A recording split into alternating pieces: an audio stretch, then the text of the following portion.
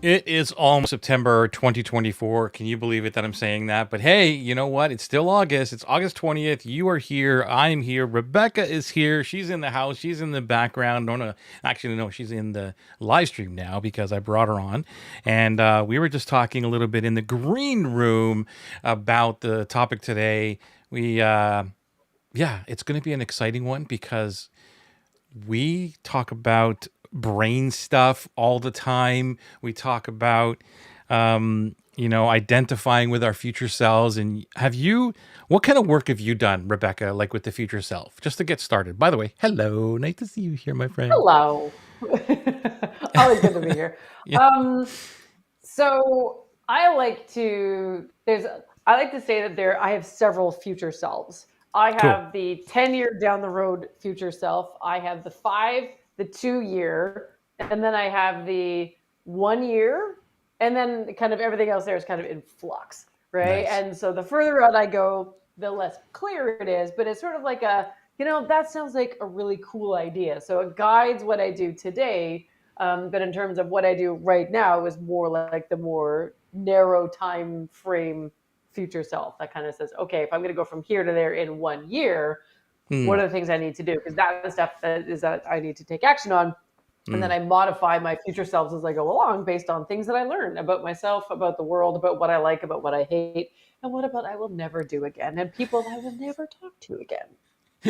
I'm glad that I'm one of those people that you continue to want to talk to so far. Yes, you I get to talk to. So you're still in the mix.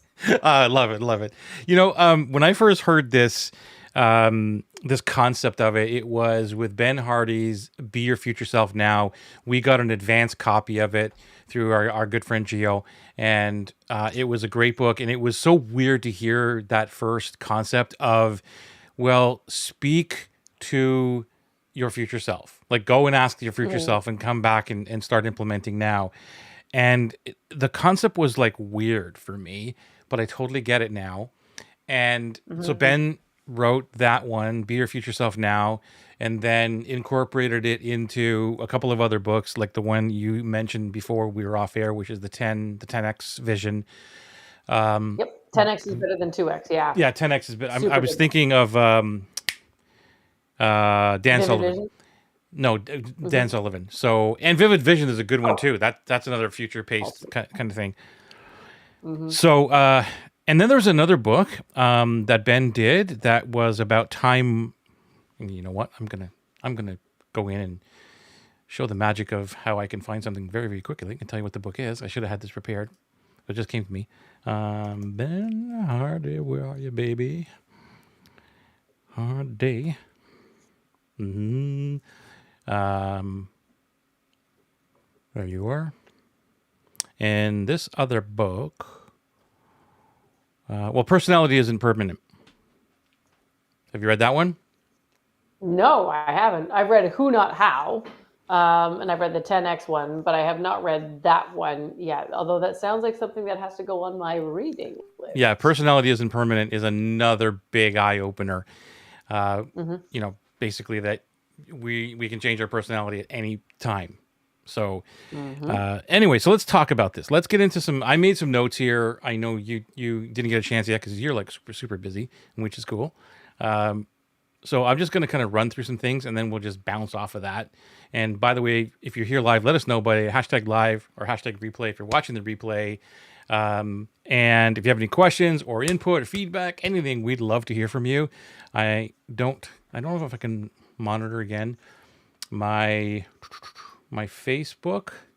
I don't know if you can. Are you in my Facebook group, Rebecca? No, I don't think so. Okay. Okay.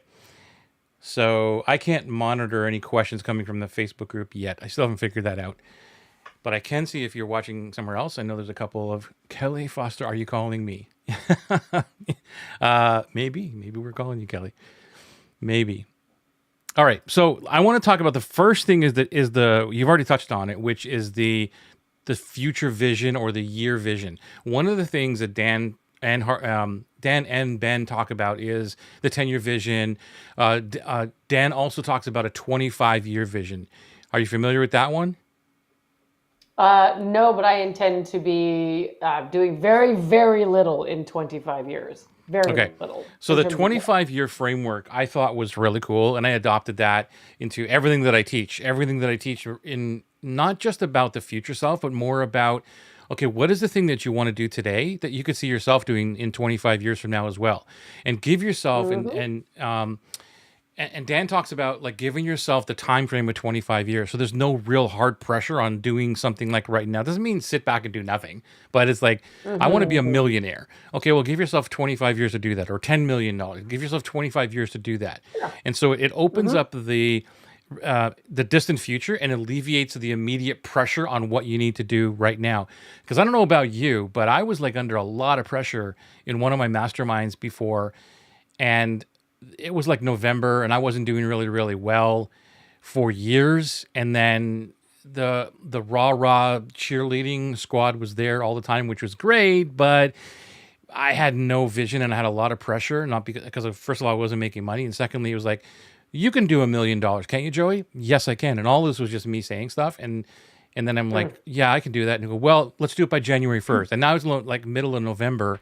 And I was under a lot of stress and pressure by having to think that I had to do all this by January. So the 25-year time frame is really cool. And one other thing that I want to add on to this before I want to hear from you is some days now, or some days every day, or no, some days now, or something like that. Another book. He talks about the 85-year-old self, talking to the 85-year-old self or the 100-year-old self, right? And Hmm. going to that future person and saying, "Tell me what I need to do," and that's another a huge concept that I like to go into, and saying like, what would my 85-year-old self? I like to use 100 years. Like, what would my 100-year-old Hmm. self tell me today? Like, tell me Hmm. that I should be doing today. So I'll leave it and let Hmm. you kind of bounce and run off the rails with this one. What do you got? Anything? So are we starting with like the 25-year self? Oh yeah, Yeah. you What know do I you can think of riff that on it. Yeah. concept? Like, have you done it or? See, well, I have my own version of that, which is a 10-year vision, because in 10 years, I want to be done. Like, I want to have made enough money for me to retire, to do the things I want to do, to have helped my children to get started in life, and to be in a place where I can sell my business, make a Ah, really good, payout from that, and then go off and do all the fun stuff that I really, really want to do. Because in the first part of amazing. my life, Okay. I didn't do the fun stuff I wanted to do. Because I grew up in the cult, and everything was Hmm. either forbidden or I was terrified of it. So I've made serious headway, but I'm very much not married to my job. I've seen people who were, Yeah. and they can never retire, because if they retire, they don't know who they are anymore. So that's kind of how I look at it. So it's kind of the 25-year, but my horizon is kind of in flux. It's kind of 10 to 15. I don't know what I'm going to feel like in 10 years. Maybe I'm just like cooking with gas and it's really, really awesome. But if I'm done, I want to have the choice to be done. And that's really how I look at that. So I can look at myself in 10 years and kind of go, do I want to keep going or do I want to stop? And I can do Got it. both. And I get a great result with both. Hmm. Yeah. Yeah. Yeah. It's kind of, I totally understand what you're saying. And for myself, I cannot see myself not doing like work. And I don't even call it Mm-hmm. work. Like, I just love what I do. Like, I just cannot see myself not doing, speaking to humans every day and just helping them with their problems and just getting them clear and moving on and take my advice and go do this quicker and faster and whatever, right? Avoid these problems. Can't see myself not doing that. But I get where you're coming from. But I love, there was one thing that you said there that is really important for everybody to hear, no matter which side of the coin you're on here, retiring in 10 years or whatever, or me right until the last breath that I take, is the choice of doing it, of the choice Mm-hmm. of in 10 years from now, I can just make the choice to say, I'm out. I'm just going to sell. I'm good. The rest of my life, I'm good. I think that's really important. Can you talk to that a little bit? Yeah. That's actually everything that I do for my clients, is to be able to have choice. Because, some of my clients come to me because they want to make more money, but most come to me because they're making good money, but they're not able to get off a hamster wheel. So they're constantly going, going, going, going, going, going. So if they don't have to do that meeting, if they don't have to take that trip, They want to be able to say, oh, I'm going to send someone on my team, or I can do this another way, right? So choice is absolutely everything, because choice, not having choice, is basically the equivalent of feeling trapped. And when For you sure. feel trapped, you are depressed, you are stressed, you have low joy, you have low fulfillment, you have high despair, you have a much lower health span, right? So there's lifespan, but then there's health span, which is for how long are you healthy? It's much shorter for people who live in those kind of situations of duress. Um, and Yeah. so what the whole concept of choice is something that is integral in everything that I do, not only for myself, but that I bring into my clients. It's like, well, do you want to make $1 million? They're like, well, I don't need to make 1 million. I'm like, how much money do you need to have so that if you wanted to choose to do or not do something, you could make that choice? You could keep the Right. money, or you could spend it on an experience, on a thing, on a yacht, on a trip, on like whatever. And they're like, oh, okay, well, that number is Yeah. this. And I mean, whether it's 1 million, 2 million, or 200,000, everyone's got their max as to what that choice level is. And that's what I get them to. They may already be there, but because of the way they've structured their company, they can't actually enjoy the money that they're making. And so then it's more of like an organizational chart redo.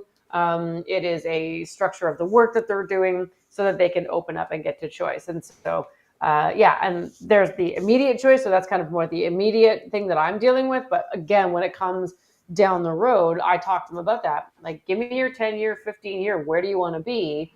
And what do you want to be doing? Because I may still run my company, but I'm not in the weeds as much. I have, Right. in You're my right. mind, trained everyone to think and act and believe like me, created all my little clones. That's the title of my third book, The Cloned Entrepreneur. That's what I want to bring into the world, because that gives me the choice to continue to invent. I talked to someone today who has ADD, struggles like I struggle, always inventing. And are we doomed to reinvent until the end of time? And the answer is yes. Yes, we are, because this is how we're wired. So what we need to do is, create a system and a structure where we can be free to choose to invent, but still have our company survive and Oh thrive. yeah. Yeah. So That's these are down the to the kind of different systems elements and and layers of choice. Yep. yeah, yeah, Mm-hmm. yeah, for sure, for sure. And so, but that also, so coming back to this topic is the, like talking to your future self about like, what do you need to do? What would your next week person had told you, Joey, that you're wanting to procrastinate on doing this today? What is next Friday's Joey going to tell you? Right? Like I do a lot of Mm-hmm. that kind of Mm-hmm. stuff, or I do next year Joey or 100-year Joey, and figure out what that is, because there's you talked a little bit about identifying, and Ben, I don't know, or it's either Ben or Dan is talking about identity engineering, which is identifying the Mm-hmm. gaps between current and desired future identities. So Mm-hmm. there's huge gaps because you have to be but or maybe you disagree with this. I don't know, but you are a completely different person. Like next week, Rebecca is not the same as this week's Rebecca. Would you agree with that? Yeah, at a cellular level, we completely change who we are every 7 years. What about a mental state?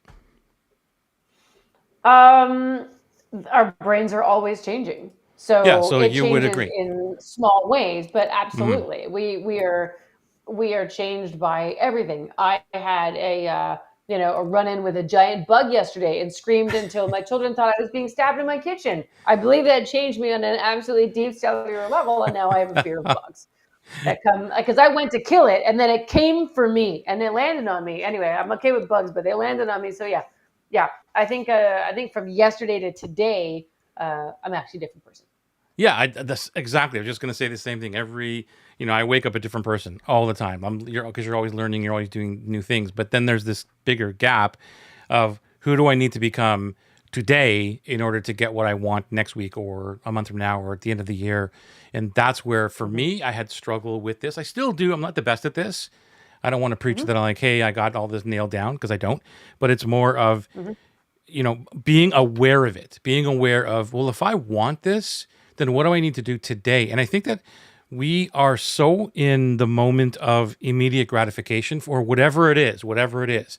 For me, it was a lot of, I don't feel like doing this right now. I'm going to go watch Netflix, or I'm gonna go take a nap, or and there's nothing wrong with these things like chilling a little bit or meditating, and I'm not saying that, but you know what I'm saying. Mm-hmm. What I'm saying, like I'm Mm-hmm. avoiding the work, Mm-hmm. and Mm-hmm.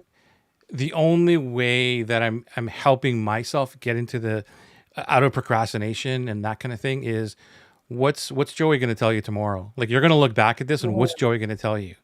And giving myself hell Mm-hmm. on it. And I'm like, yep, Yep. that's exactly what's going to happen. So that's why I think it's a Yeah. really cool exercise. Yeah, one of the, and I did something similar. Let's say, Cool. for instance, you are making 100,000 and you want to go to make 200,000 or 500,000.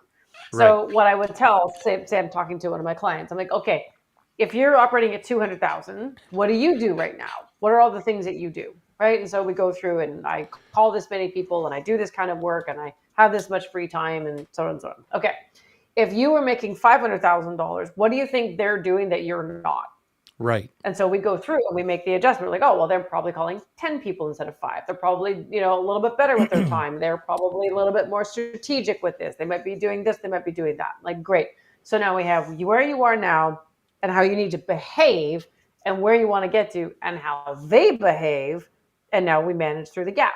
What do we need to adjust? Because if you want to get from where you are to where you want to go, you have to actually start acting as if. And this is where we get into Todd Harmon's book, the alter ego. If Yeah, yeah. you have to, it's kind of a fake it, till you make it kind of a thing, but it's a lot of it's also just, do you understand the traits, behaviors, characteristics that you need to embody in order to have the life that you want? Because you're not going to make $1 million by sitting on the couch. Yeah, yeah. You're just not. No matter what bro marketer tries to fill your brain with that hogwash, or like passive income, no such thing. Yeah. Jesus, right? Exactly. So like even passive income, you still got to feed the beast. Anyway, so this is the kind of stuff that I help them with in terms of the visualization. And sometimes what I actually often try to avoid, so this is an interesting kind of flex on this, is I don't use time frames. Mm. I don't, because I may or may not make 500,000 by the end of this year. I may or may not make it by next year. I'm talking about, like, say I'm a 200, I'm going to 5, Yeah, right? yeah. But Mm-hmm. the point is, that's where you want to be. And again, it could be a money goal, it could be an impact goal, it could be a freedom of time goal. And so when you remove, and this is kind of the whole 25-year kind of Yeah, it gives you a aspect, little bit but more applied in flexibility. a slightly different way. There's Yeah. no time frame, like Right. none. And what you do is you set these strategic goals and milestones and achievement levels and accomplishments. And then we're like, it happens when it happens. What often happens, like I work with a lot of people who start businesses, right? Or they take their business, say, and they turn it into consulting or coaching, and they're launching something. They're doing something new.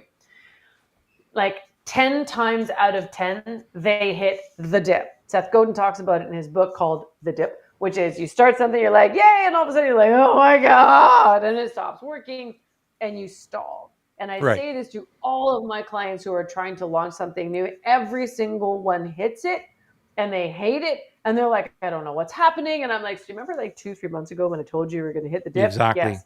Welcome Yeah. to the dip. Here's some snacks.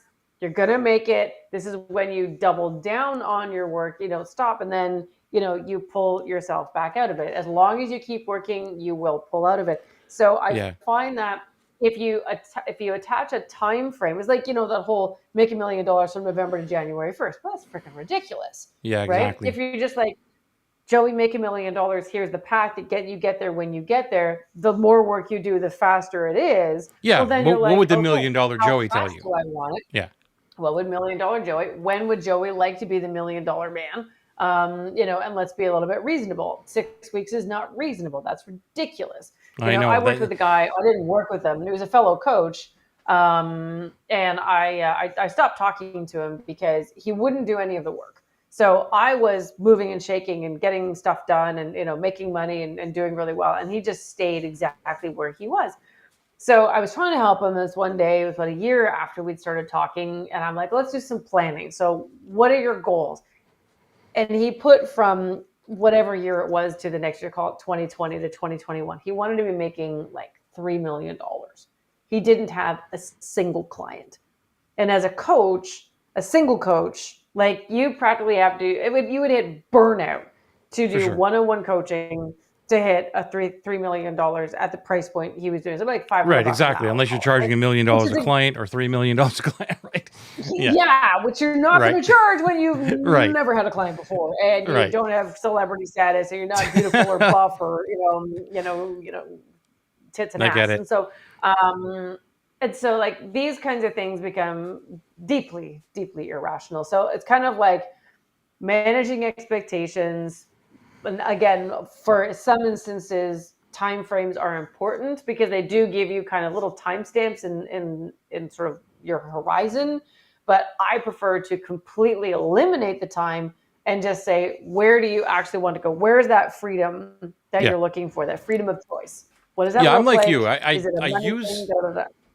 yeah, the time frames, I agree with you. Like they're not the best. I still use them. I still reference them. Like when I'm doing work with clients as well, I've taken the 12-week year, I've taken Brendan Burchard's stuff and maybe a couple of other and merged it into what I call the 12-week calendar crush. And basically it's like Mm-hmm. a rip off of the 12-week year, but I used it well because when I was dealing with clients doing the 12-month thing, we would never hit it. Like that, where do you want to be from, January 1st, where do you want to be? Mm-hmm. And we would never hit it. And so the calendar, like the 12-week year thing, really works for me because it's like, okay, let's revisit, because I was always revisiting in 90 days anyway, and Mm-hmm. this makes it a little bit easier. Like, what do you need to do now so we can revisit this and like, okay, what's not working? Like, it's very simple. What's working? What's not working? Eliminate what's not Mm-hmm. working. Replace it with something brand new. Keep doing what's working, right? But most of us like, let's Mm-hmm. stop doing what's working and get something brand new. Bah, ha, ha, welcome to ADD Yeah. entrepreneurship. That's not the good Mm-hmm. thing. But even back to your point about, it's interesting that you said the dip, because I realized that before, I think it was before even Seth's book came out of the dip, whatever it was. But I was referencing the sigmoid curve, like I saw it, and like this is what's happening with my first clients. I was seeing them hit that dip in 3 months, and I wouldn't say anything, and I was so scared, right? But I could predict it. And then I started predicting it. And then I started going, here's what's going to happen. Here, where you are right Mm-hmm. now sucks. And it's probably going to suck even 1,000 times more in 3 months from now. Oh, no, no, no. Trust me on this one, right? And that led me to a lot of anguish because most of the people, and it was my fault. I'm not picking the right people, but most of the people would just bail. But like they get there and they go, yeah, Mm-hmm. Joey, you're right. But you know what? I'm not going to continue this coaching thing. And it would crush me. So that led me to, and this is a whole other topic, I guess, but it's kind of important to understand everybody's who's listening to really choose on who you can help the best. Because I Mm-hmm. cannot deal with that pressure or stress, even though I would tell people, you're going to crash. In 3 months from now, you're going to crash. And I'll help you through it. I'm there all the way, but I can't handle that because most people don't want to go through it. So I'm the guy who Mm-hmm. comes in after that. I'm the guy who's like the person who's crashed and they're like, screw it. I need a guide. I need someone who gets Mm-hmm. this and I'm not willing to give up. And that's where I come in and I'm the superhero that pulls them back up that next mountain, right? So it's Mm-hmm. really important to know who your clients are and what you do for them.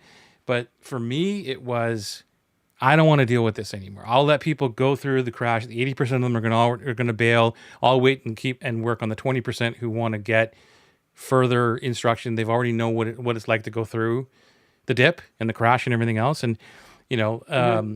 Cameron Harold. Did you ever see the one from Cameron Harold? He has another piece of it. I forget what it's called now. Sorry, Cameron. But he has the sigmoid curve and the dip. But there's this other part. There's a fourth Mm-hmm. element that they not only hit the dip, but they actually exit the whole thing. You ever seen it? You know what I'm talking No, I about? haven't. And I've read it. No, I don't. I'm trying to. What book was it from? I've only read It's one of his books. I I'm don't know if looking it's in a for it. Oh, The Second in book. Command. That's what I was reading. I don't think it's in a book. I could be wrong, Oh, but I would oh, then reference no, it I haven't all the seen it. I've heard time. him on a podcast, but he was talking about again Second in Command stuff, not this. Yeah, I'd have to look it up. But anyway, there's a really cool graphic. If you Google it, you'll see what I'm talking about. It's the sigmoid curve, and I think it has the informed optimism and all that stuff. But then there's this other piece that like takes them right out of the chart, like they're gone. They're just giving up. And as soon as I saw Mm-hmm. that, that's the realization I had for me was like, oh, okay, those are the people that I'm actually speaking to are the ones who get out. Like there's 3 points, like one, two, and the third one is the dip, and then the fourth one is the Mm-hmm. one that they get out, and the fifth one is like, no, they're going through. They're going to, and I'm like, that's the people I'm talking to. So I have to eliminate Mm-hmm. those people. It was like once you see it visually, you'll never unsee it. It's so great, Mm-hmm. Mm-hmm. Mm-hmm. Yeah. you know.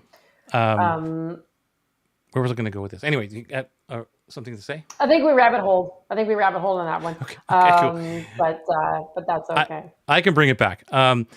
The where I was going with this is the present bias that we have, at least for me. I don't know if this is true for you or anybody else listening. The present bias that we have against the future self, like because we're not there yet. So it was like, well, how can I ask my future self like what I'm supposed to be doing today? And I heard this question, and I don't know who to give credit to, so forgive me, but it's not mine. And it could be actually be you. I don't know. I talked to so many amazing people. But they said, um, and I guess it was about growing the business. If I said to you, Rebecca, if you had to sell your business tomorrow, what would you do? What needs to be fixed? What needs to happen? You could probably answer the question, correct? Hmm. So the next question is, why aren't you doing that now? It's a good question. Right? So that's how I deal with my Yeah. clients. If they're saying, well, da da da da da da da, and I'm saying, okay, let's say you were going to sell your company tomorrow. What things need to be fixed? Oh, well, I'd have to do this, this, this, and this. Then why aren't you doing them? Mm-hmm. Because Mm-hmm. you want to grow the company, you want it to be, or Mm-hmm. a $1 million company, or actually the better question, I think the question was, if you had to sell your company for $1 million or $10 million, what does the company have to look like? What needs to happen to fix? And then Right. they would list all these Mm-hmm. things off and go, well, there's your plan. Like, why aren't you doing that? Yeah. And that to me is like Yeah. more, Yeah. Yeah. it's a future conversation with, oh, okay. So Joey Mm-hmm. just sold the company for Yeah. 10 million. Why don't I ask him and I'll do all those things? What do you think of Yeah. that? See, I know exactly what it means that I need to do, and it includes hiring somebody, and I'm waiting for that person to be free, Yeah. to be able to join me, because that's I've been hunting for this particular person for a very, very long time. So yeah, but I mean, those are all good questions to ask because, again, if it's like if you had to sell your company for $1 million, if you achieved what it is that you're like you hit what you needed, you got everything that you needed, whether it was time or money or impact or like whatever, and that was like available to you tomorrow, that exit strategy was available to you tomorrow, next week, Right. then do you know what you would need to do? And if the answer is yeah, you're like, okay, let's just start the list, right? Right. Because the narrowing of the focus is, and I think that's why like the 10x is better than 2x, because if your only option in 1 year was to go from where you are to 10 times the size of where you are right now. So if you make 500,000, you're going to make $5 million. What do you do? Do you know what you have to do? Well, I'd probably stop doing that, and it narrows down the scope of work into something 100%. that's very, very, very, very, very specific. So the nice thing about these, and it's an interesting conversation we're having because we're talking about like a 25-year, which is very vague, Yeah. right? But it's sort of like out there, and it's high and it's wonderful and it's something we should do. But then there's the narrowing of the focus in order for us to be able to know what work we're supposed to be doing. And that's the Yes. part where, as a high performance coach, like this is where I live, right? Yes. How do I get you to do the work that you think you can't do, right? So I don't know how many times as one of my clients I've said, okay, like, do you know what you need to do? We'll have talked for an hour. Sometimes we talk for 2, right? Sometimes these conversations go a lot longer. He's like, I don't know. And I'm like, dear heavenly Lord, like, what is it going to take? And that is just simply not being purposely obtuse, but the fear is so great that it's really, really difficult. Even if I explain like word for word, this is what you need to do. If you cannot visualize that 25-year, 10-year, 10 million, 10-person impact, or whatever it is you're doing, you will not know what to do today. And that's why that future vision is so important. Because a lot of people are like, well, why do I need it? You need it because it informs what you do today. You will not know what to do today if you do not have a future self in mind, Right. whether Right. who you need to be or what you need to make or what kind of your life looks like. If you don't know what that is, you don't know what to do today. And that is how I explain the present day paradox of like, well, what do I do right now? There's a great, in John Doerr's book, Measure What Matters. I'm pretty sure that's what it's called. I keep butchering the name of that book, and it's really not nice for me to do that. I'm looking at my bookcase over here, and I can never find the books that I'm quoting, and then I find them as soon as I'm done. Anyway, I believe it's called Measure What Matters. And he talks about OKRs, which is objectives and key results. So you basically take an annual goal, right? So make $10 million, make $1 million, make 500, doesn't matter, or grow to this many clients. So however you measure it. And then you split it into 4 quarters, which are Right. objectives, which are a little bit nebulous, but still, if you did Q1, 2, 3, 4, you would naturally, with no effort, have simply achieved your annual goal. Oh, that's cool. So then you take each quarter and you split them into monthly key results. So objectives and Right. then monthly key results, right? Right. And those are trackable, they're measurable, they're clear you did or did not do it. Right. So then what I like to do, so then you have it, but the thing about those is, let me back up. So say you have Q1 is January, February, March, and you have your your key results for January, key results for February, key results for March. As long as you hit the key results in those 3 months, you naturally hit the objective. Exactly. Repeat the process for a year, and you have a stress-free way of going from where you are to where you want to be in 12 months. I like to take the monthly key result and break it into a weekly plan. And for some clients, I get it down to the day. What is the name of the person you're calling? What is their phone number? And what is the topic? And I get them to do that. I call it the preloaded day. And I get them to do that the day before. So you Yeah. take this giant, like, holy shit, 10, 12 months from now, I don't know if I'm going to be there, and people can get really kind of freaked out. But I'm like, to get there, all you got to do is call 5 people every day, or message Right. 5 people, or Right. get 5 leads, or whatever it is. And they're like, oh, I can do that. Right. Bingo. And Yeah, and this that's where is you try to get people to. yeah, so what you just explained was like I took it from Brendan, where it's called Mm-hmm. the 4 big moves. So what's the big goal? What's the 4 big moves? And so Yeah. that's how I broke it down and put it into the 12-week calendar crush that I call it. Mm-hmm. So it's like I Mm-hmm. have the $1 million example, and I say, well, if you want to make $1 million, what do you need to do? What are the big moves to reach of those quarters? And so and this is where, for me, it was easy to get somebody narrowed in because, as you know, they do all kinds of things. I want to start a YouTube channel. I want to build my web page. I want to do this. I want to do that. Well, really, the big move is get your freaking product ready to go, right? Like build that thing first, and then sell whatever the math is, 370,000 for every quarter, every third quarter after that, whatever the Mm-hmm. math is. That's it. And then, like you said, Mm-hmm. you break those things down because then I could challenge them because I would be like, well, are you building your course right now? Are you building your product? Are you doing the customer? Are you doing surveys? Are you getting on discovery calls? Like, what are you doing to figure out what the hell you want to sell? Rather than, Mm-hmm. well, I'm going to go take this YouTube course over here because I want to market. Dude, you're not ready for marketing. That comes in the selling part, Mm-hmm. right? So forget about the YouTube Mm-hmm. course, forget about all that stuff. And it helps people narrow down, like, oh, okay, I don't need to go do this right now. And so that's where, Mm-hmm. at least for me as the coach, because that's where I was like finding people going everywhere and it's like and so those OKR the OKRs are super important. I don't do it down to the day, but I do it down to the week for sure and for the month. And so we're always Mm-hmm. measuring upon that. And so why didn't you do that? Why didn't you call those 5? Why didn't you reach out to those 5 people and start some Mm-hmm. opens and get some conversations going, right? Why didn't you do that? Yeah. And the Yeah. other thing that I And the have them reason I do, do it at that, just hang on a second, on that specific yeah, thing yeah, before you keep going. So make sure you keep that thought. The I'll try. reason I get it down to, I know, hold on, write it down if you need to. The reason I go down to the day is I'll often, if someone has to decide what to do in a day, it overloads the brain. They hit brain fatigue and they can't Mm, actually do it. So if you give yourself instructions the night before, yeah, here is, Bob, Carol, Steve, Greg, and Sandy, here's their phone number, here's what I'm going to say, you pick up and you don't even worry about it. So got that's it. the reason I put it down to the day, is to avoid decision fatigue. So anyway, so carry on. So Nice. you No, keep it at a weekly schedule, keep well, going. it's kind of both, not to the degree of what you're doing, which I love. It's more of what's the week look like, and a lot of it at the beginning might be Mhm. repetitive stuff. Like let's call it like reach out to 5 people and start conversations, whatever, right?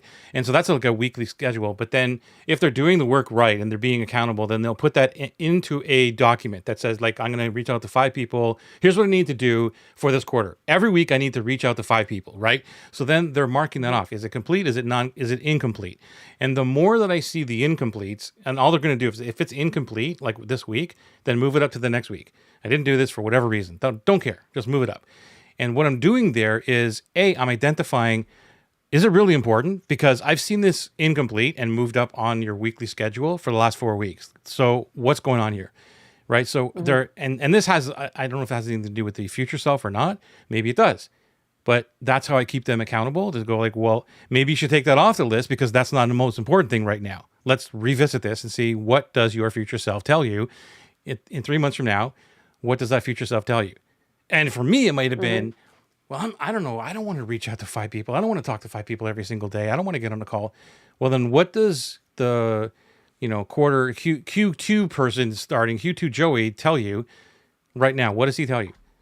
He Mm-hmm. says that we're not ready to go yet. We can't sell because we don't know who we're talking to, what the product looks like, what the problem is, because you haven't gone on any calls. And so then maybe you should go do some calls, right? Maybe you should get on the, go do the discovery part. Mm-hmm. Mm-hmm. That's Mm-hmm. all I'm saying. And one of the things I like to do with that information is it can inform on either an emotional dysregulation. So, Yeah. because often, I mean, I was rereading. It was interesting. I've got 7 keynotes this fall. I think 4 of which are for the Dragon and the Goat Red Book back there. Nice. And Congrats. I customize it. Thank you. I customize it for every single one. Sorry, feel like my video camera is super pixelated today. It's driving me bananas. I don't know why it's so bad. Anyway, so I was going through and looking at it again, and realizing that if what you are doing is incongruent with where you're going, like that's what's going to stop you. So emotional dysregulation means the number one reason that is behind inconsistency is a low self-worth. Right. Okay. And Right. all of my studies showed that that is true. And it's kind of shocking, really, because all of us have something that we are inconsistent with, all of us. And to have to face up to the fact that, you just have a low self-worth in that particular area, it's kind of like, people are like, well, no, I don't think badly of myself. And I said, didn't say that. I said, you don't think well of yourself in that area. But when you Yeah. can turn that around and get over it, then okay, then that moves in it. So it's either, when someone doesn't do the work, it's either that's the problem, an emotional incongruency or emotional dysregulation, or what they're trying to do is actually not aligned with their future self, or the future Right. self they've created for themselves is not aligned with their authentic self. So there's a mismanagement. Like because I can set a future goal based on what you're doing. Like, oh, Joey's doing that, or go, I should be doing that. That's going to fail. I'm not going to do the work I need to do. I'm going to be inconsistent as fuck. Like, all this stuff is going to break down because what I have said in my future self is not mine. It's a copycat, right? Right. It's not an authentic future self. And when Right. when you start running up against inconsistency, avoidance behavior, procrastination, perfectionism, failure to launch, overwhelm, overthink, blah blah blah, it's either emotionally driven, so you are congruent, but there's an emotional blockage, or Mm-hmm. what you have as your future self is not you actually at all, and you are now having to reconfigure and Yep. do a whole new brand of self-discovery to figure out, okay, I was kind of lying to myself, I was copying somebody, I was trying to be something that I'm not. What do I actually really want? That's And definitely then where you I can get in was. alignment. Yeah, in that Mm-hmm. story, what I told you between November and January, or whatever, that's definitely Mm-hmm. what I was trying to Mm-hmm. be, somebody that I wasn't copying. By the way, I wasn't ignoring you. I was writing some things down because I didn't want to forget. Oh, I know. I can Um, tell. and it was totally not believable for me, and wasn't even somebody that I wanted to become, or even Mhm. like you said, that future self. Even if I was aware of it at that point, which I wasn't, it Mhm. wasn't me. It was a completely different person. Now, I wanted to talk about, or I wrote down here, because you talked a little bit about emotion, and I wanted to talk about this because Mhm. between the future, or the present self, and the future self, a lot of the talking, a lot of the conversation has to do with emotional connection to it. Ben talks Mhm. about this too, in the book, a lot about future self. Like, Mhm. so how do you? And I have trouble with this, so I'll admit, like, it's hard because it Mhm. takes deep work. It takes a lot of, and then, but I'm going to give a little hack here, and I'd love to know what you think about this and anybody else. By the way, if you got a question, comment, feedback, anything like that, let us know in the comments. If you're in my Facebook group, I apologize, I can't see the comments. If you are commenting there, it's not that I'm ignoring you. and hit us up with a hashtag live or hashtag replay if you're watching.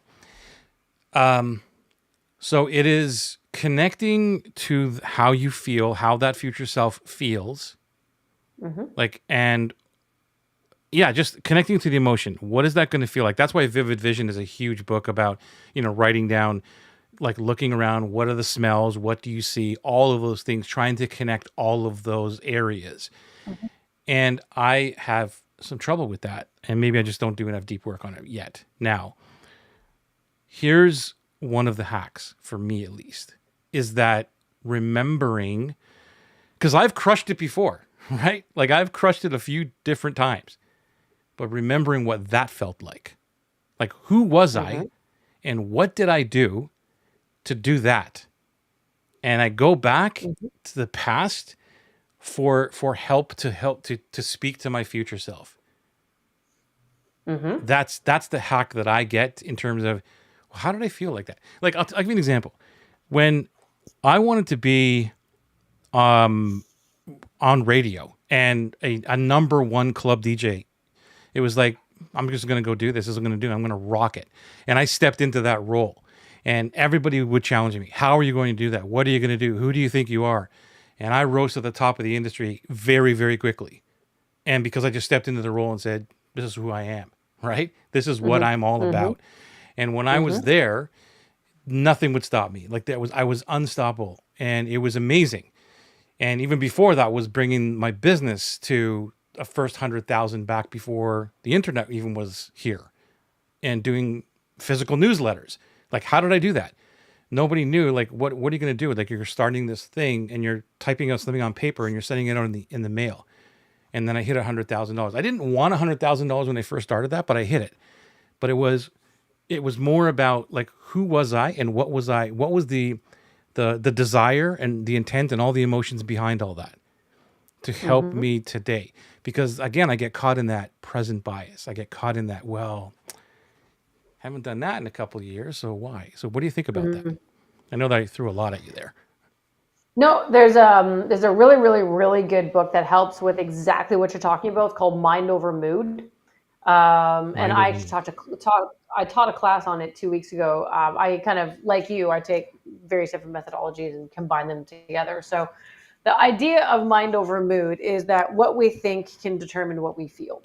And if we want to feel a certain way, we can actually conjure those feelings. So I do mastermind or peer coaching calls on Tuesdays. So Yeah, the group coaches each other. That's the whole idea. So I coach with them. The group coaches them. There's Q&A. Da, da, da.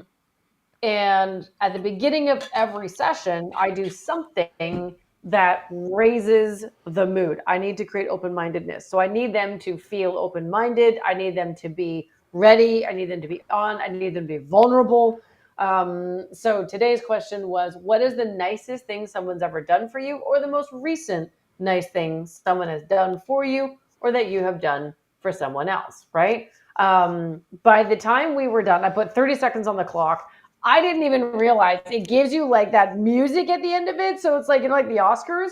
And someone just hit the 30 seconds and it's just like, da, da, da, da, da. We're like, oh my God. So by the time like whatever person was done, we were laughing our asses off. Everyone was smiling. Everyone was having a fantastic time.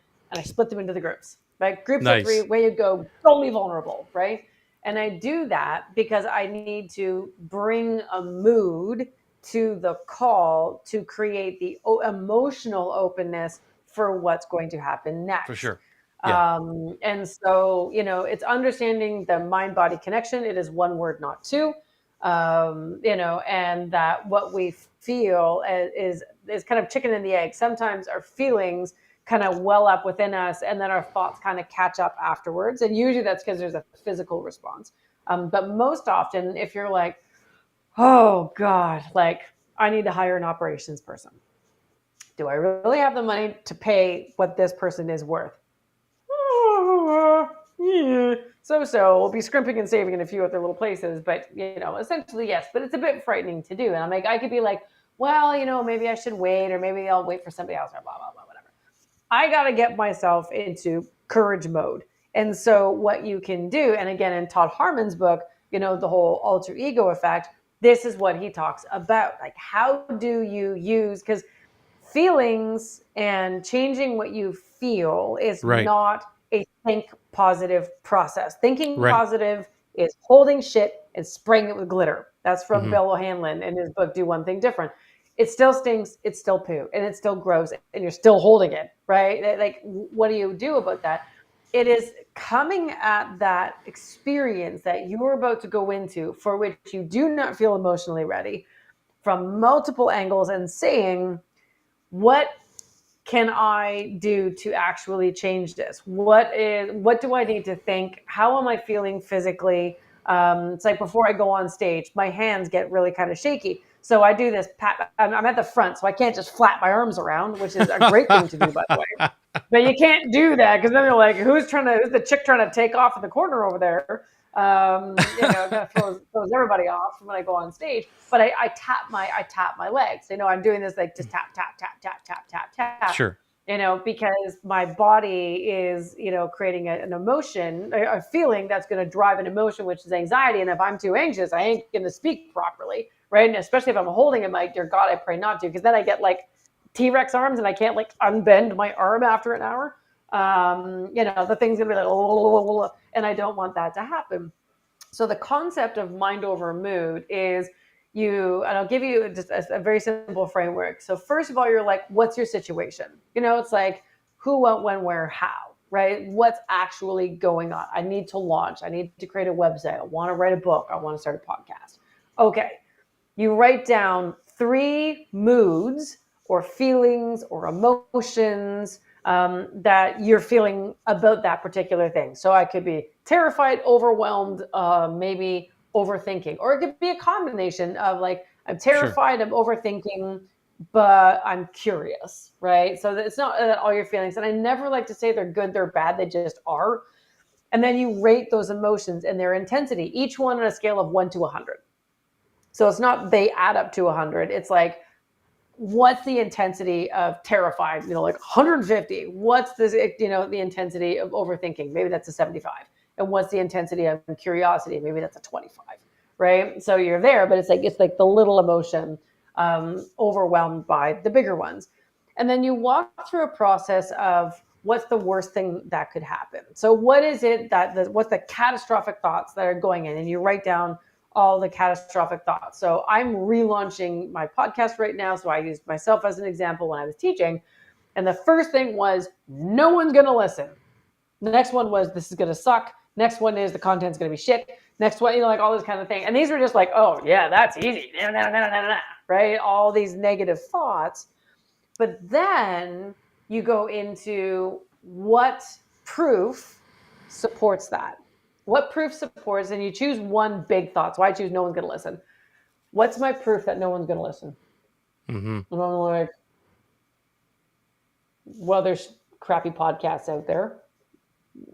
If there's bad content, people don't listen. If you start getting kind of low on support for that thought, you're like, okay.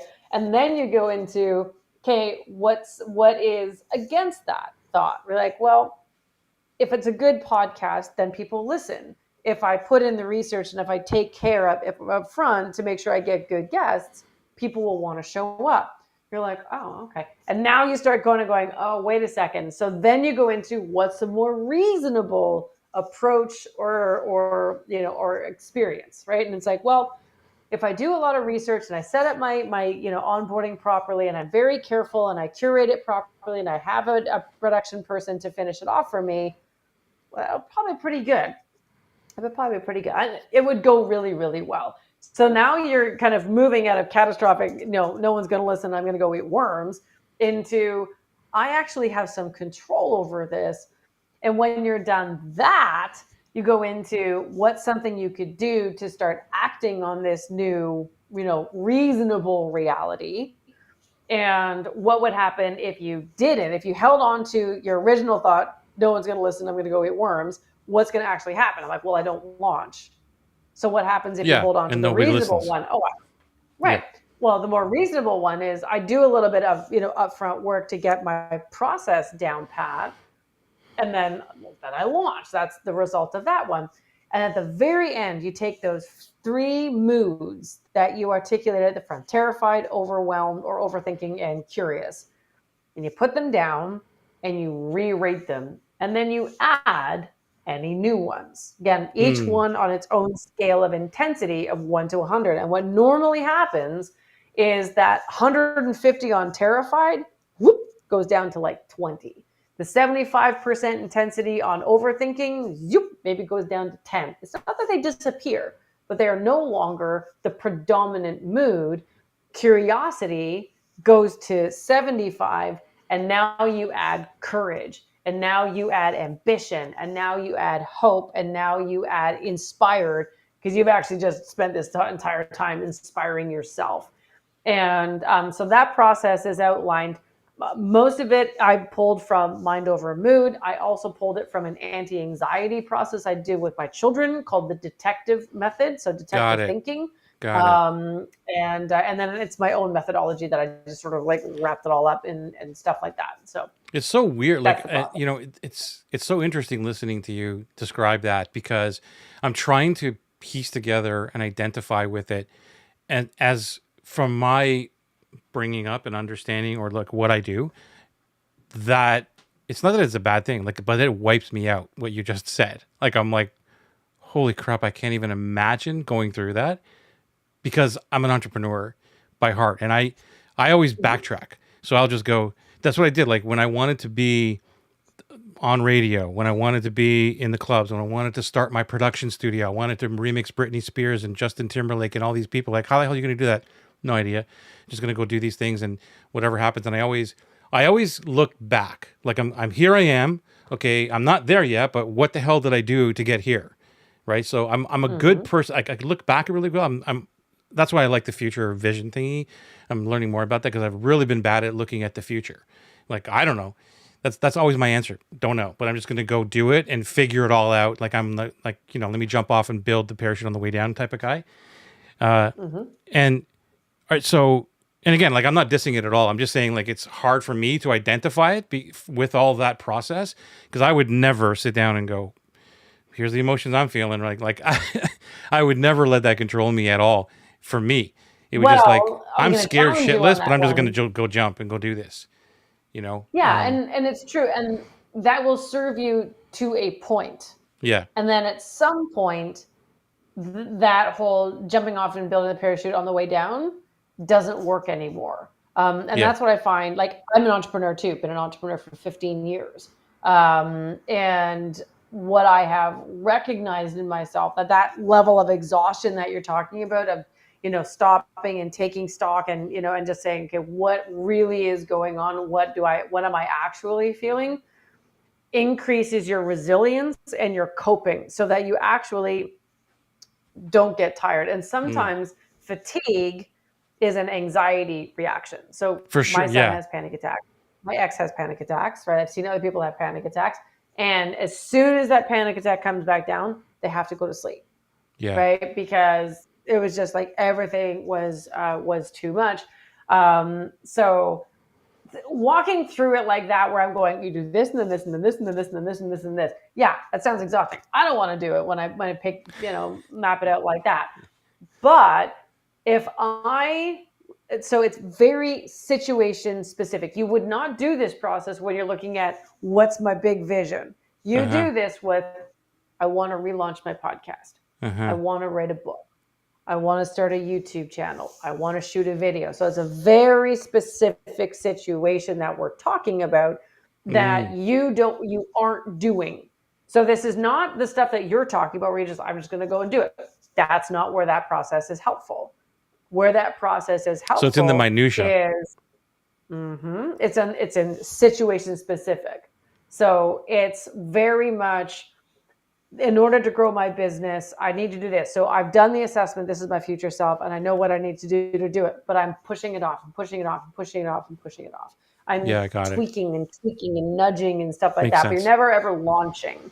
So in those situations, or when you want to take yourself to the next level, and you're like, I don't know, should I get a coach, right? Should I move to the next level? Should I do this? Should I do that? If you're shooting all over yourself, That's when you Yeah. sit Don't down shit all and you over do this. everybody. Right? Don't shit all over yourself. It's a terrible feeling. It's rotten. It makes you sick. So that's when you would apply this particular thing, Cool. because inconsistency and avoidance behavior is rooted in a lack of self-worth, which is an emotional dysregulation issue, an emotional coping situation. When you hit that, you're like, I'm being inconsistent with planning my day, making my calls, sending out my emails, doing my follow-up, doing my marketing, recording for my podcast, blah, blah, blah, blah, blah. When you hit something like that, that's when you have to do your emotional investigation. You can do a simpler version of what I just shared with you and just kind of like, what's the situation, rate your moods, what's your catastrophic thought, what's a Yeah. more That's reasonable thought, probably where I rerate would your do mood, it. be done Like, with it. yeah, I'm That's more fine. familiar with that. I go for thorough. Yeah, that's Yeah. detective thinking. That's the detective thinking thing. The mind over mood goes a little bit more deeply into some of the nuances of that particular process, but it's essentially the same thing. You start by, talking about the situation, rating the detective thinking is specifically about anxiety. Got it. So you Yeah. rate your anxiety 0 to 10. What is the worst that could happen? What is a more reasonable idea that could happen? What would happen? What could you do about it? Re-rate it. And then usually if you were a 10, you're now a 6. And if you did it again, your 6 goes to a 4. And you bring down the anxiety, because when you don't have anxiety, you have clarity of thought, you have productivity, you have focus, and so on. Like, I talk to people all the time. They're like, my mind is just it's a clutter and it's a mess and there's 1,000 things going on. And I'm like, scale of 1 to 10, how anxious are you right now? And usually they're at a 10 about something. Mm, Something in their mm. world is making them extraordinarily anxious, and that creates brain fog. The average age Yep. of my client is somewhere around 50. And if you're a lady in those years, brain fog is a thing, right? 100%. And so we have the hormonal challenge that you have to layer on top of all this. Like, you talk about being a different person every day. Women wake up as a different person every day, every day. Like, every Every day, hour. literally, we are a different hormonal conglomeration of whatever. There's a great book called The Female Brain, very thick, male brain, very small. Not the brain, the book, but it's um, true. And there's the but we use menopause all of part. the I'm brain. You reading guys this use like a thing. little piece. Oh, No, I'm just kidding. yeah. Oh my God. But it's complicated, that piece that we do use. Yeah. Anyway, but I'm reading the menopause part. I'm looking at my husband. I'm like, I'm really sorry. Like, what's coming at you is not pretty. I don't know uh, how we're gonna handle this, but like, I don't know how to get off this train, because it's a hormonal mess. And so, like, you just have to understand. At the beginning of our call today, we're like, are we different people? Yes, we are different people. Women hormonally, literally, are a different mix every single day. Like, men wake up, y'all are the same. You wake up like this and they wake up like that. Da-da, right? Women are like, I'm all happy. The next day you're like, no one loves me. And then you're like angry. And then you're like, oh, so loving. And we can't control it. It's a roller like, coaster. So women yeah. especially need to have the emotional coping mechanisms and structures so that they can bring that hormonal quagmire into some sort of control. There's something called the tolerance of uncertainty. So there's bands from which we can handle the ups and downs of life. If your bands are very tight, the slightest thing is going to send you off the rails into hyperactive or hypo. Hyper is you get stressed and like zoomy, and hypo is shut down. And so, with like, the reason that, even though that sounded really, really big and really, really exhausting, if you create a discipline and you modify it for you, everyone's going to do it their own way. But say you use the whole thing that I just did, and you create a discipline where you're like, anytime I feel like I'm skipping something or procrastinating or whatever, I'm going to put myself through these paces. What you're going to find is your tolerance bands start to expand, because you're creating more opportunities for emotional stability and emotional Yeah, maybe that's resilience. what it is because I have a high tolerance for a lot of stuff. Like I just do. I just Yep. like okay. Like I mean, I grew up in an entrepreneurial family. That's all I know is Mm-hmm. entrepreneurship. So it's over like Mm-hmm. 40 years now, more than that. So that's Mm-hmm. all I did. And I just wanted to bring it to. I wanted to ask you this question a little while ago because I touched on a little bit of it, which was, do you know the 4C formula from Dan Sullivan? Ever heard that? The 4C formula, which is Probably okay. So consistency, competence, confidence, and commitment. That's Brendan's. yeah, so it's clarity, and they go in Mm. this order, Oh and yeah. this is what Mm-hmm. freaked me out, and I love teaching this. Mm-hmm. It's clarity, it's commitment, it's courage, and confidence. Okay. Now, what Mm. do most people tell you Mm-hmm. when they say, I'm going to launch something? Just got to get the confidence to do it. Guess what? That's the last thing in the whole formula. Oh, You need to have 100%. clarity about what you're doing. You need to have the Mm-hmm. commitment for the clarity, and then the courage comes Mm-hmm. after the commitment. And that's like the whole framework just flipped everything upside Mm-hmm. down, because that's why most people will fail. They're like, because they're not clear and they're not committed. So that's where I speak to the future self. Am I committed to do this? Mm-hmm. and so I'm always speaking to the future self, like, oh, well, if I'm committed to do this, I want to get to whatever it is, $1 million, or I want to launch this year, I want to do my podcast. What does my future self say? And I'm talking to the persons, because I'm visualizing it now, right? I'm talking to that Mm-hmm. person, Joey, who has the confidence, right? So even when, like, going back to my Mm-hmm. DJ thing, or the radio dude, it was like I had no radio experience whatsoever, but I was, maybe because I didn't know it back then, because I don't want to say that I did, but maybe I was. Maybe I was already speaking to confident radio dude Joey. And Mm-hmm. there was nothing that's going to stop me from getting there. And I just did what I needed to do, not having a plan, all these other things. So that's one of the ways that I use that future self as well, is Mm-hmm. I'm speaking to that confidence person. Because most of us Mm-hmm. are looking for the confidence first, and we can't get that until we got the commitment and clarity Right. So and where do you the want to be in courage. 25 years? I don't know. I don't know. I haven't So looked. because we're talking about this, and so because again, having that clarity is going to be so awesome for you to have. Yeah, the clarity for me comes with the like the 2 year thing. Like, here's what I want in 2 years, or here's what I want this year. The 25-year thing for me is more about the big 10x visions, like those big things that scare the hell out of me. I'm like, Mm-hmm. and I haven't put a lot Which of thought one? into it. It's like, whatever. And I know that I don't want. I know that I don't want to be, a multi-million-dollar company with, like multiple millions, like, the eights and the nines and tens, all those, with all these employees and all that kind of stuff. I do not want that. I do not. Mm-hmm. And if I was making, I don't know, $500,000 personal income a year, doing what I'm doing, I'm happy. I'm That's a good. good. That's a nice chunk of change. I'm good. Yep. That's it. And so, Mm-hmm. and so then I'll look at that and say, okay, well, if, and there's a difference there, right? Because everybody listening to this is like, well, what do you want to do? What do you want to make? And people will say $1 million a year. But what I'm very specific on, I want to make 500, like, profit, like, for me. Like, this is what I Mm-hmm. want. Then Mm-hmm. what does the company need to do in Mm-hmm. order to get me the Mm-hmm. 500,000, right? Mm-hmm. Completely different thing. Mm-hmm. So yeah, I'm a Yeah, little and clearer, but yeah. yeah, I mean, and the clearer you get on that, right? So to make 500,000, at what profit margin do you need to have? So let's say you have 75% profit margin, or even 50% profit margin. If it's 50%, well, your business needs to bring in a mil. So what do you need to do to break a mil at the top line? And then Yeah. how do you manage carefully? Because at a million, you probably have some staff, right? At that point, it's very hard to make it to a million without somebody helping you Oh out yeah, yeah, somewhere yeah, for where it's sure. an admin, But you know what I usually mean an by like operations like a manager. team and an office and all these people that, Yeah, or yeah. even if it's virtual, like, Oh, I don't yeah, want that either. no, No, I ran my social media agency. It was $1 million company. I had 14 people that worked for me, and they were all over the world. right, All over right, the world. It didn't matter where they were. It just mattered, can you manage a calendar and, a yeah, task list? And you go from there. But, because the program that I run is called the Profitable Millionaires Club. And that those three words are very, very intentional. Profitable because it's bottom line, not top.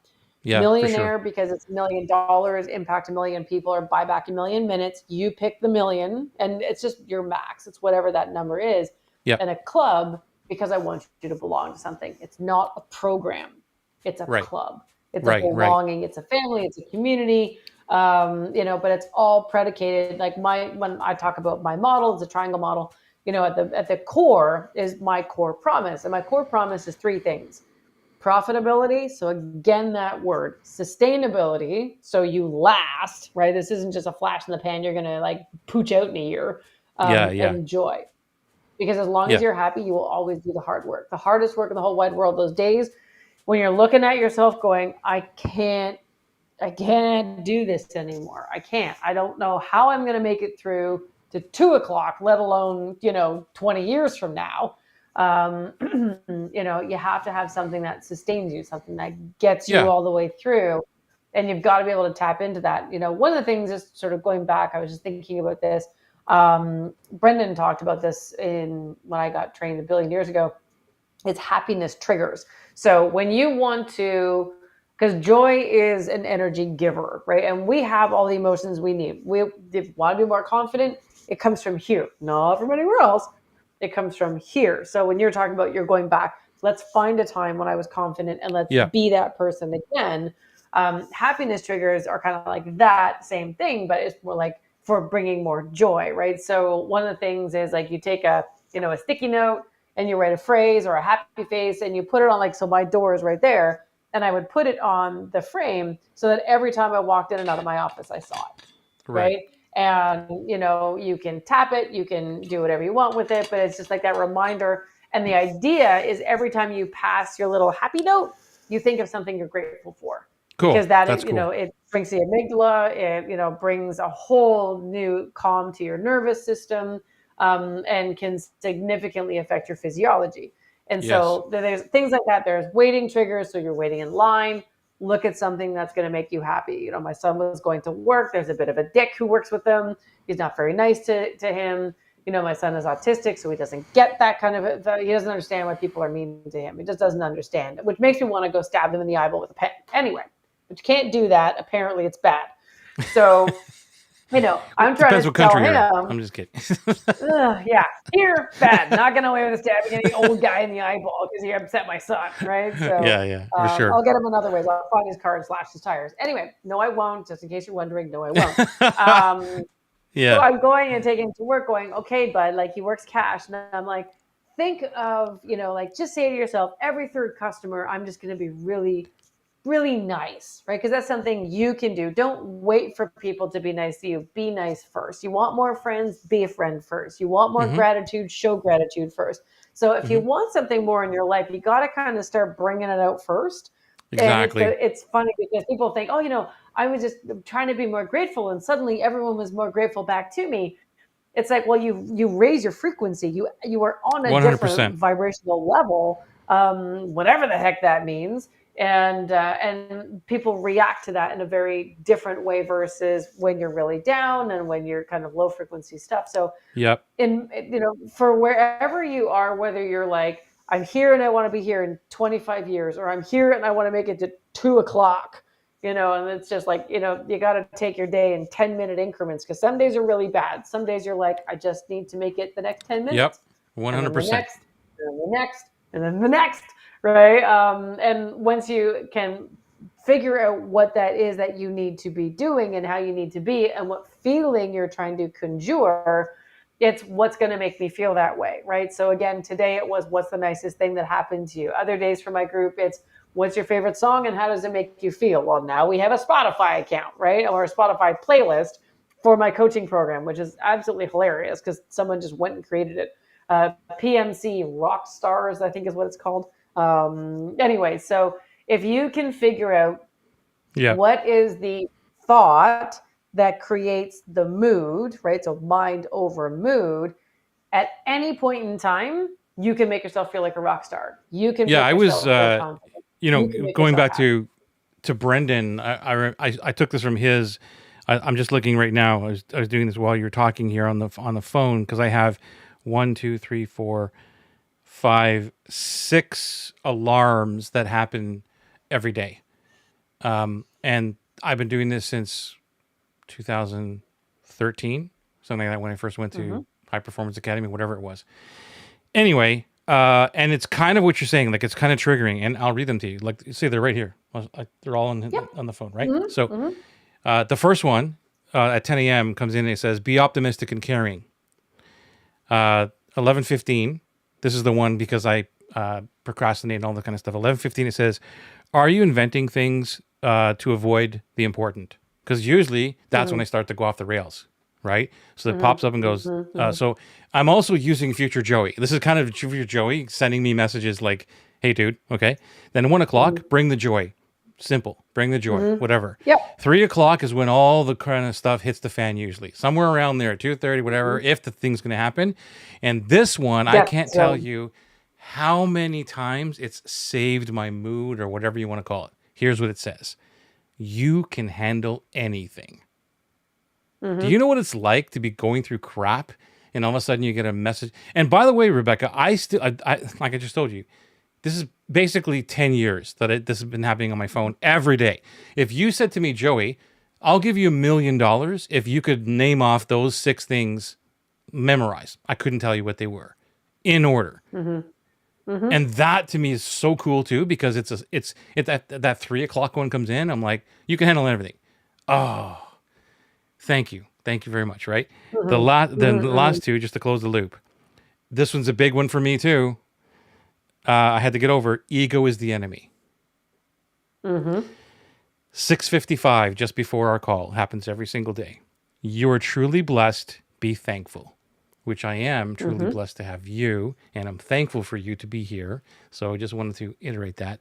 But to your point, these are the things that happen every single day to trigger the emotions. And I attribute my success as it continues to grow to this happening, that it's speaking to me and helping me through whatever it was. Yep. Some people do that with passwords, right? With So what? because they need a password to get on passwords, so they use it like a password to get on your computer. So their phrase that they want to remind themselves is their password, right? So and I used to have one, and then I used it too many places. Then I got hacked, so I can't use it anymore. Yeah, oops. I do. I have the same. One of my master passwords. My master passwords is that it's a phrase, and so but it's you so can cool. use these things like, so there's stress triggers, which are not things that trigger stress, but when you're stressed, how do you get out of it? So I have several. One is, I can handle this, right? And, another one is, who can help me through this, or what can help me through this? I'll figure it out. Right. Nice. So all these different kinds, and my favorite, which is the one when I hit anxiety, when it's a really big anxious moment, is, what am I going to do about it? Because Nice. anxiety is paralyzing. So as long Right. as you do, I was talking to someone about that today, and she was, like, all freaked out. And like, you just need to pick the easiest thing. It doesn't matter what it is, right? Send an email, make a call, work on something. It doesn't have to be the big thing that you're working on, because maybe you're not in it. That was me yesterday at 2:00. I'm like, ugh, I don't want to do anything, right? Yeah, I hear you. So I pick something small, something like, okay, well, I can, sign that contract. I can read over the stuff from a client. I can go check my Slack channel and respond to people there, and so on. And then I just do stuff. And then what happens is, like, you just get in the momentum, and the naturalness of your movement moves you forward, and suddenly you become motivated. Motivation is not something that happens first. Oh, no, I just need to find the motivation. Oh, God, well, let me know when you find it. They hide, right? They're nocturnal, but then they're also sleep through. They're hiding. They actually don't exist. Stuff. It's funny you say that, because I was writing a post that I'm just messing with the idea of it, that you've read Eat the Frog and do the big projects first, or the big tasks first, and all these things, right? And I just cannot sometimes do that. And so, to your point, when I get into, because we've talked about this a billion times about my anxiety, or whatever you want to call it, with numbers and accounting and all that stuff, right? And right now I'm in that whole thing because I'm catching up on some back taxes and stuff. And I'm telling you that the most simplest thing is like, well, I'm going to go do that tomorrow, and I'm, preparing for it. And then I get up in the day, and like I do everything else except that, everything else. So it's like, well, how do I get out of this? Because I know it's not hard. I'm trying to speak to Future Joey. What would he tell me? But I don't listen to Future Joey at that point.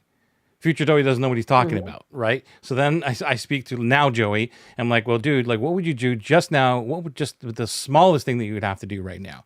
Well, let's open up Quicken. Let's open up QuickBooks, and let's look at that report. That's it. That's all I want you to do. cool. And then you're right. It brings me right into momentum. Like, oh wow, Mm-hmm. right. And then so I am a big proponent of that because that's not the only place that it works for me. So I'm the Mm-hmm. opposite of eat the frog first.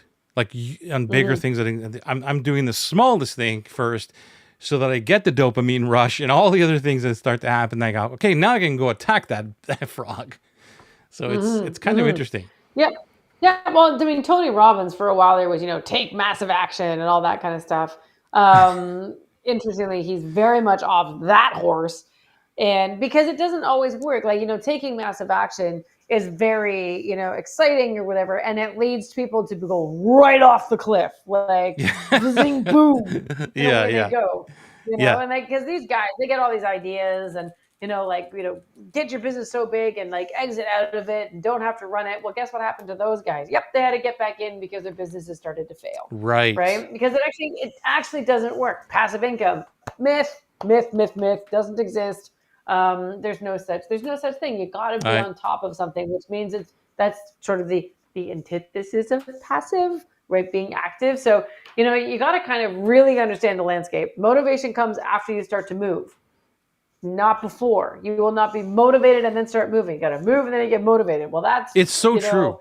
a real crappy thing for most people because they're waiting for the motivation bus to come along and they're sitting there at the bus stop with all these other people and they're Yeah. all waiting to get motivated. And they're just like, oh, I'm glad you're here. Are you trying to get motivated? Yeah. Are you trying to get motivated? We're all waiting to get motivated.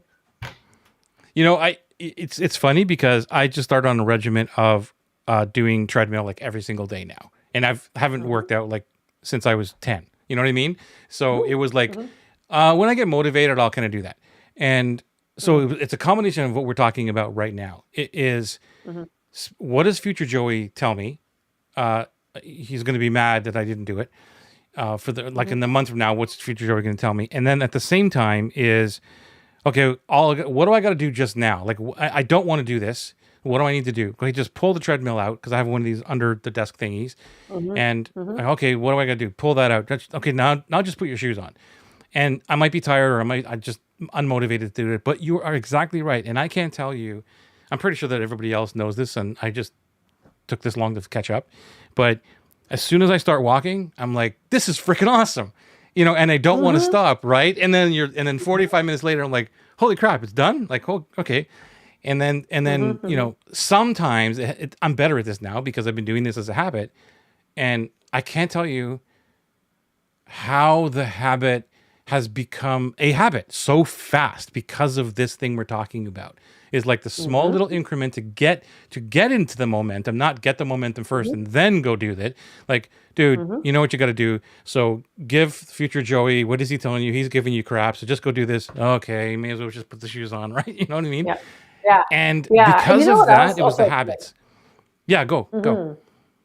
And I was just saying, like when you're thinking like I need to be in the mood to work out. Yeah. This is where again the mind over mood concept is so important because there's environmental things that you can do to set the stage that facilitate you getting the ability to do it. So, say for instance, Yes. tomorrow you want to get on the treadmill. Well, you don't set up the treadmill tomorrow.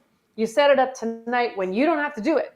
So you set it up because you're like, I don't have to do this now. I don't have to do this now. So I'm going to set this up because Yeah, that's future cool. Joey is going to be amazing, but I don't have to be future Joey right now. I just got to set this thing up.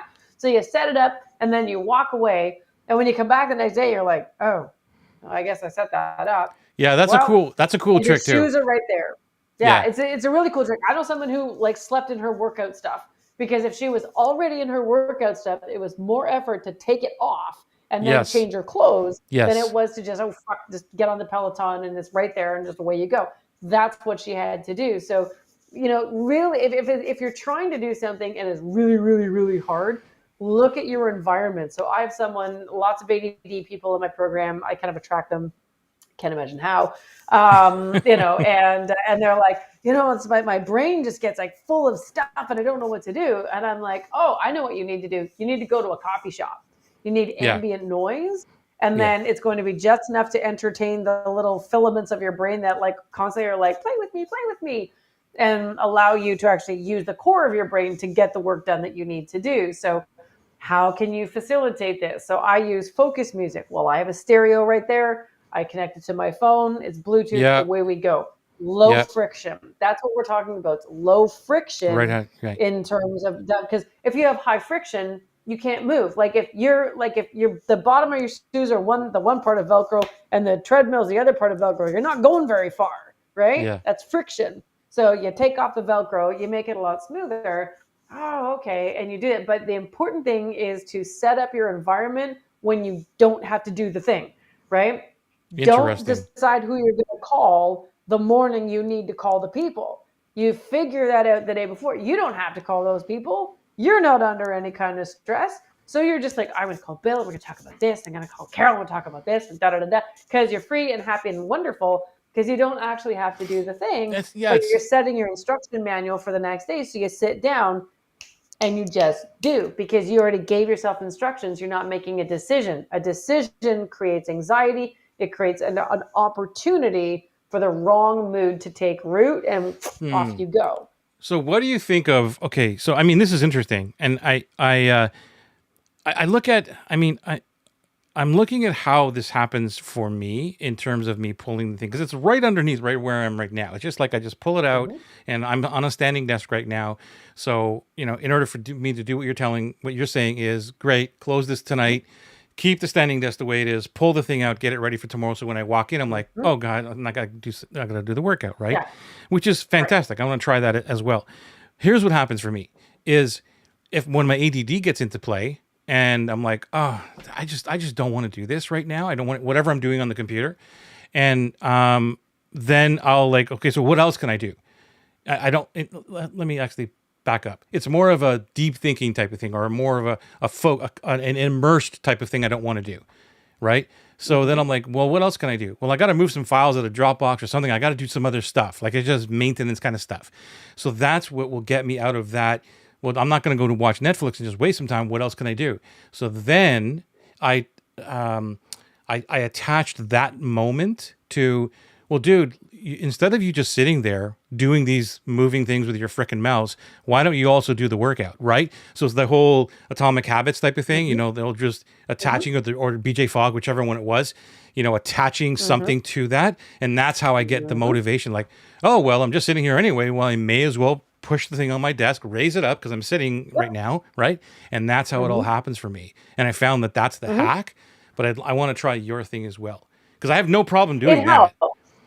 Yeah. It helps because what you're talking about is attaching a new habit to an old habit, and that's how you get Right. it going. It's habits. It's called Yes. habit stacking, right? Yeah. And Yes. so like I have clients. I'm like, okay, they need to do planning for their day, and they're not doing it the night before for a zillion different reasons. I'm like, okay, what's your morning routine? Like, do you make coffee? And I'm like, yeah, I'm making coffee. And I'm like, what do Yes. you do while you're making coffee? Like, because you're just standing there waiting for your coffee to be done. And I'm like, okay, so you take your planner, because this person used a paper planner, and you put it beside the coffee pot. It's right there. So the night before, you put it by the coffee pot, and that is where, for the time it takes for the coffee to brew, you plan your day. And then you're done. You're ready to go. So she loved this so much. She took that thing and she had it out at dinner, and then her husband was adding to it, and then it became a whole like family affair. But it was really good. Like, you create an environment in which you can be successful. So Right. when I don't feel like name that tune, check your environment, check your thoughts, check what's going around, and check what Yeah. friction you've created for yourself. Can you change the environment? What friction can you remove? How can you make something easier for you? So that, and the idea where you're heading here is, you don't choose. You just do. Because as soon as you that's what I was. Yeah, that's kind of what I was talking about, like, or wanted to get some feedback on it, because I don't know if I'm choosing. Like, when I get into that mode of, I really don't want to do this right now. Like, I'm talking about the work on the computer. I guess I'm choosing to do something else, but I'm not choosing to go work out. Like, it's an automatic thing. I'm like, screw this. I need a break. I'm going to go do this other thing. Oh, that means I got nothing else to do here while I'm sitting, so I'm going to go work out, right? So it's kind of a decision, but it doesn't feel like decision fatigue or anything. It's just like, it's a break for me. It's more of a, Okay. And then I'm rewarding my body as well at the same time. So it's giving me a dopamine rush, even like rewarding, like, oh, wow, I just did 35 minutes or 45 minutes. This is amazing. Right. And I got all this Hmm. other stuff done too. So Hmm. I don't know. Yeah. Like, what do you think about that? You're just applying it slightly differently. So the Yeah. danger with doing it that way is you could not feel like doing it the whole day. Like you might not hit that, oh, I might as well go do the workout kind of a thing if you're Okay. just leaving it to chance. Okay. So Right. let So me what stop you I'm right there. talking, the application I was talking about was, and again, it's just a different application. It's not wrong. It's just different. So the Yes. application I was talking about is something you very much do not want to forget to do. Right. Ergo, the best time to do it is usually first thing in the morning before anything that can happen in the afternoon can take you away from it, and you can create procrastination around it. That's what I Yeah. was So talking to your about. point, like right now, today, my wife, like, cause like, this is what I was talking about, the habit. Like, I'm so interested, or it's just interesting to me how much of this thing that I have not done for like years, okay, has become this thing that I cannot not do. It's like a true habit. And it's only been a few Mm-hmm. weeks. And it's so, Mm-hmm. and so it's ingrained in me. So right, like today, I have not walked on my treadmill. Right after Mm-hmm. we finish this in 2 minutes or whatever, that's the first thing I'm going to do. But I'm not in the mode of like, oh, geez, I don't feel like doing anything immersive right now. I'm just going to go. It's so ingrained in me that I feel guilty now, right at Mm-hmm. this moment. If you ask me, why do you want to go work on the treadmill? Because I just feel guilty I didn't do it today. Like, that's what I would be Mm-hmm. answering. Will I answer the same thing Mm-hmm. tomorrow? I don't know. But right now, if you said, well, why are you going to do that? So I'm kind of motivated to do it, but at the same time, like, no, I got to keep up with this habit. Like, I truly want to do it. You know what I mean? Mm-hmm. Mm-hmm. Yep. And I'm just saying, like, if you look at all the research for consistency, leaving something to chance will eventually fail for you. And it's like being reactive, or people who are like, they leave stuff to the last minute. They Yeah. all of them, but that's how I've always done it. And I'm fine, I'm fine, I'm fine. Yeah. And you're going to hit a wall. And that's Hmm. where I try to pull people back from. And they've been Cool. Cool. like heading for that wall at Mach 5 and they don't see it coming, because everything so far has been working for them. Right. And so what I found, because I used to work out in the evenings, and I would start just one day, like, oh, you know what? I'm a little bit tired. I'm not going to do it. And Right. that turns Gotcha. into two and then three. So it's as easy to undo the habit. It's 10 times easier to undo a habit than to redo a habit. So if you can create like a Lego click of when I do this, I do this. When I Yep. do this, I do this. Maybe every single day. And it could flux in your day because maybe you don't like having a rigid, I do this every day at this time. But when Right. you do this, you do this.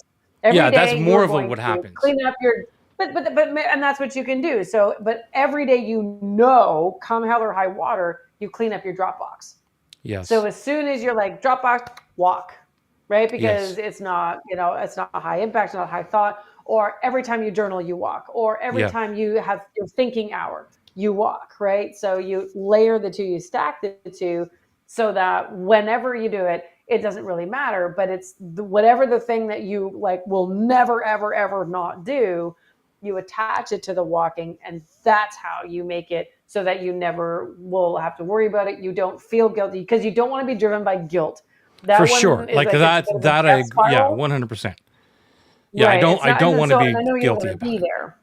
Yeah. No, but that's what can kind of happen because you get to the end of the day and you're like, oh, and then you feel guilty. But because our brains don't like us to feel guilty, it will start moving the blame around, and you'll Yeah. start blaming other people. You'll start blaming your day. You'll blame the weather. You'll blame your cat. And you might not even have a cat, Yeah. right? So all these things happen.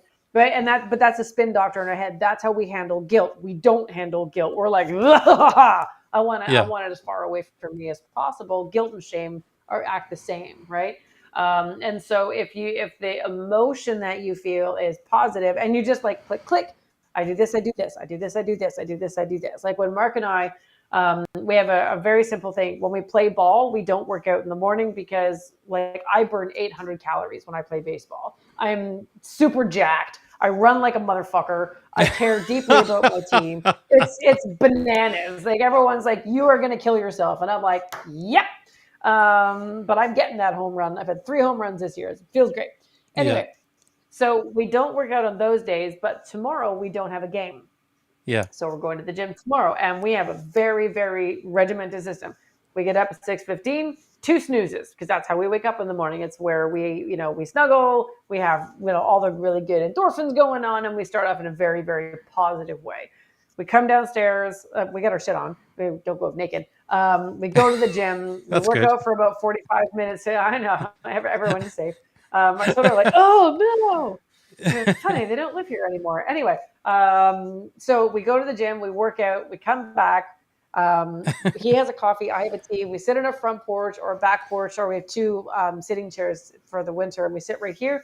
And we just talk for about half an hour about his business, my business, the kids, travel, what we're doing, things we need to get done, or whatever. It could be football, it could be baseball, it could be funny, stupid things that we found on the internet. But we always take that time to hang out. And then we shower, and we go to our day. That's the routine, right? I Nice. used to leave it to the end of the day. And so I always said, I'm not a morning person. I'm not a morning workout person, until I worked out in the morning. And I'm like, oh, this is easier, right? Because it was. I didn't get tired at night and not want to do it or get busy and stuff like that. So it opened up my evenings to do other things that I enjoy. And Mm-hmm. so, but you got to test these things out. I had to test it out before I believed it, but I had an identity of I'm not a morning workout person, but I didn't actually give myself an opportunity to test that out. So I removed the friction of fatigue or not wanting to do it or getting busy in the evenings. The kids were out doing stuff. And I made it so that there's nothing that's going to get in my way. No Nice. friction. Because my children do Nice. not get up early in the morning. Yeah. Well, they do, but the one that does doesn't go to the gym. But anyway, I so love that's the it. kind of stuff that we're talking about. Anyway, so yeah, so I that's kind of some ideas for being consistent at things. I love it. Um, Amazing. So I mean, we opened up so many other areas we could talk about, but I mean, we're at the. I've kept you here for so long. Thank you so much again That's for your okay. Always brilliance fun. and all the stuff that we talk about. Thank you for being here. By the way, yourselves watching this live let us know with a hashtag live or hashtag replay if you're watching this whenever. Like now, it's going to be the replay. Thank you for being here. We will see you next Tuesday for another heart-centered marketing thingy. And who knows what we'll be talking about, but it's going to be epic as always. Thank you, Rebecca. Have yourself an Awesome. Thank you, Joey, amazing, for having amazing me. night. Appreciate it. I Yeah, will. You definitely. too. Bye, everybody. Bye, everyone.